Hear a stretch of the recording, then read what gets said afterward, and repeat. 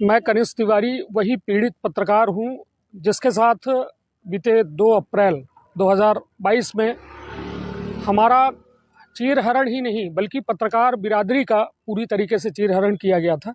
और ये लगातार हम आज भी प्रताड़ित हो रहे हैं। प्रताड़ना के उस दौर की पराकाष्ठा तो हमसे पार की ही गई थी उन 17 घंटों में, जब हमें लॉकअप के अंदर बंद किया गया था, मानसिक शारीरिक हर तरीके से प्रताड़ित किया गया था। हमारी तस्वीरें वायरल करके हमें सामाजिक भी प्रताड़ित किया गया, सामाजिक सम्मान और सारी व्यवस्थाओं को बिल्कुल खत्म कर दिया गया।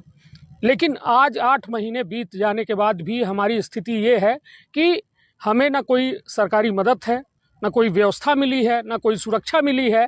लगातार धमकियां मिलती हैं कि हमारे खिलाफ जाओगे तो तुम्हारे साथ हम ऐसा कुछ करवा देंगे कि शायद तुम बयान देने लायक न बचो। हम रीवा में रहने लगे। मैं माखनलाल चतुर्वेदी संचार राष्ट्रीय विश्वविद्यालय का छात्र हूं और MA जर्नलिज्म कर रहा हूं।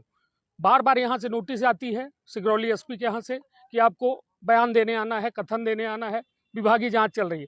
सवाल सबसे बड़ा मेरा ये है कि आखिर कितनी बार ये बयान लिए जाएंगे, कितनी बार कथन लिए जाएंगे, जबकि सारी बातें वस्तु स्थिति स्पष्ट हो चुकी है।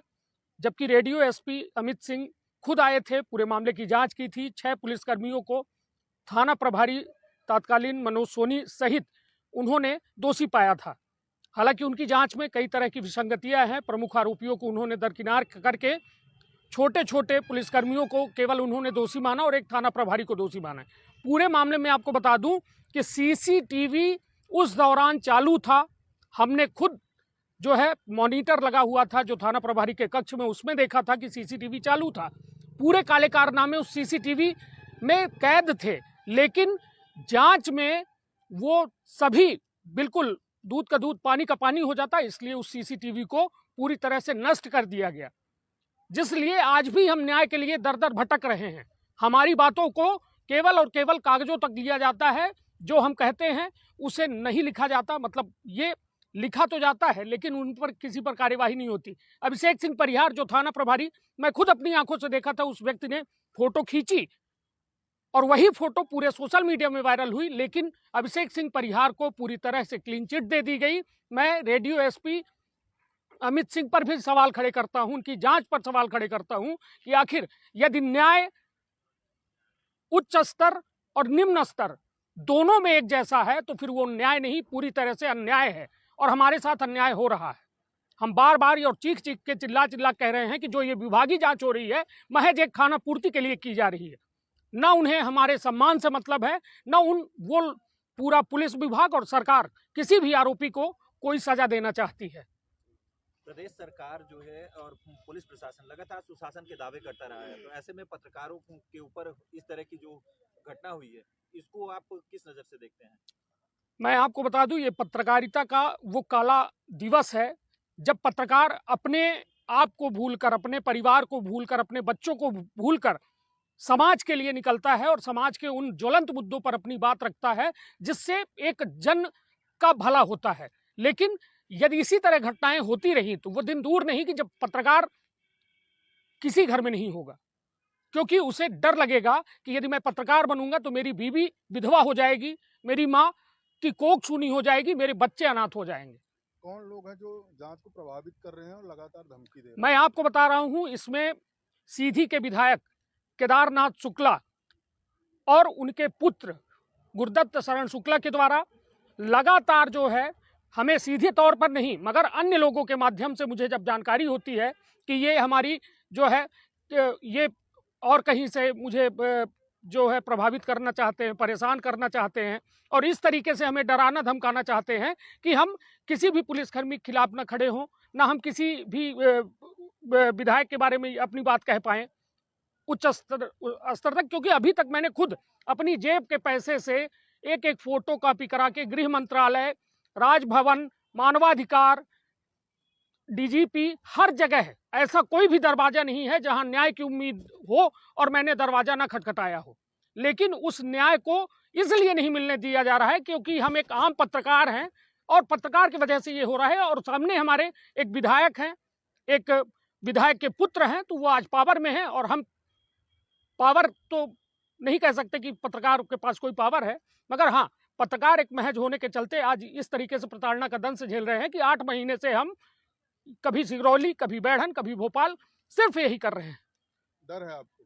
डर है क्योंकि मैं अकेला हूं, अपने घर में अकेला हूं, परिवार में अकेला हूं, और क्योंकि मेरी लड़ाई सत्ता के उन कहा जाए संरक्षकों से है जो शायद इतने पावर में है कि वो चाहे तो मुझे सड़क से ही गायब कर दे, क्योंकि यदि उन पर जब कभी बात आएगी तो मुझे पूरी तरह से नुकसान पहुंचाने का उनके द्वारा प्रयास किया जाएगा। और कई बार मैं गुहार लगा चुका हूं सिगरौली एसपी के यहाँ भी, इनको भी मैंने दिया है, एक लेटर दिया है, पत्र दिया है जो आप लोग को उपलब्ध करा दूंगा कि मेरे जान माल को खतरा है और मुझे सुरक्षा प्रदान की जाए। तो क्या माना जाए राजनीतिक संरक्षण में इस पूरे मामले को प्रभावित किया जा रहा है? बिल्कुल किया जा रहा है, क्योंकि 8 महीने आप खुद सोचिए, कल्पना करिए कि किसी मामले को क्या न्याय इतना धीरे है, जो सारी चीजें स्पष्ट हैं, साफ सुथरी हैं, जहां साफ सुथरी तौर पे दिखाई दे रहा है कि फोटो कौन खींच रहा है, वायरल कौन कर रहा है, सीसीटीवी को क्यों नष्ट किया गया। आप खुद सोचिए ना, पुलिस यदि सही होती तो क्या सीसीटीवी को नष्ट करती? सीसीटीवी फुटेज, जबकि डीजीपी का आदेश है कि हर थाने की सीसीटीवी रिकॉर्ड होनी चाहिए और बकायदा उसका डेटा 2 से 3 महीने रखा जाना चाहिए, लेकिन उस सीसीटीवी फुटेज को पूरी तरह से नष्ट किया गया, इसलिए क्योंकि उसमें उनके काले कारनामे रिकॉर्ड थे, एक एक चीज रिकॉर्ड थी, हमें किस तरह मारा गया, पीटा गया, प्रताड़ित किया गया, क्या क्या किया गया, जिसको मैं याद करके पूरी तरह से सिहर जाता हूं। और वजह सिर्फ यही है कि मैं अपने लिए लड़ाई ये नहीं लड़ रहा हूं, पूरी पत्रकार बिरादरी के लिए लड़ रहा हूं, क्योंकि डेस्क में बैठने वाला पत्रकार, जो बड़े बड़े चैनलों के डेस्क में बैठते हैं, हमारे आपके दम से ही पत्रकारिता चलती है उनकी, और यदि हम आप सुरक्षित नहीं है तो डेस्क वाला पत्रकार कैसे सुरक्षित है, कैसे वो न्यूज चैनल चलाएगा, मैं भी जानना चाहता हूँ। आखिरी में जानना चाहेंगे कि आपकी क्या यहाँ पर क्या क्या मांगे हैं, क्या चाहते हैं आप? नहीं, हम तो ये चाहते हैं कि हम जितने भी पीड़ित लोग हैं, हमें सरकार की ओर से जो है एक व्यवस्था, सुरक्षा व्यवस्था जो है मुहैया कराई जाए। और दूसरी चीज, 2 अप्रैल और 3 अप्रैल, 2 अप्रैल की शाम 4 बजे से 3 अप्रैल के शाम 7 बजे तक के सिटी कोतवाली थाना सीधी के मोबाइल टावर में जितने फोन एक्टिवेट थे, उन सभी मोबाइलों को मंगाया जाए और उनका सबका लोकेशन निकाला जाए, और लोकेशन के साथ साथ सबके डेटा को रिकवर किया जाए कि किसने फोटो खींची, कहां वायरल की, क्या क्या हुआ। और साथ ही दोषी पुलिसकर्मी अभिषेक सिंह परिहार, मनोज सोनी और अन्य जो पुलिसकर्मी दोषी हैं, सबके खिलाफ एफआईआर दर्ज की जाए। यदि आम आदमी के खिलाफ तुरंत एफआईआर होती है तो इनको, उनके ऊपर क्यों नहीं? जब दोष सिद्ध हो गया तो एफआईआर क्यों नहीं की जा रही?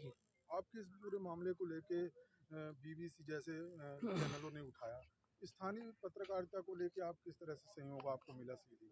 जी, आपको बता दूं, बात स्थानीय पत्रकार की नहीं है, बात डर और खौफ की है। जब एक पत्रकार की इस दुर्दशा, 17 घंटे एक पत्रकार लॉकअप के अंदर रह सकता है, तो आप समझिए जब हमारी इस तरह की हालत हुई तो शायद सामने वाले पत्रकार जो थे उनके अंदर वो डर, वो खौफ था उस सरकार का, उस सिस्टम का, जो शायद एक केंद्र बिंदु के रूप में विधायक के द्वारा संचालित की जाती है। इसलिए सबकी हिम्मत नहीं होती कि वो सामने आए और ये पूरी बातों को कह सके। लेकिन राष्ट्रीय मीडिया, प्रादेशिक मीडिया का मैं तहे दिल से आभार व्यक्त करता हूँ, पूरे पत्रकार बिरादरी की ओर से करता हूँ, क्योंकि उन्होंने एक सच जो दब रहा था उसे उठाया और एक जन जन की आवाज बनाई और जाकर कहीं आज हम न्याय की भले अंतिम पंक्ति में खड़े हैं, न्याय हमसे बिल्कुल अंतिम छोर पर है, उसके बावजूद भी एक आशा और एक उम्मीद इस पत्रकारिता ने ही बचाई है।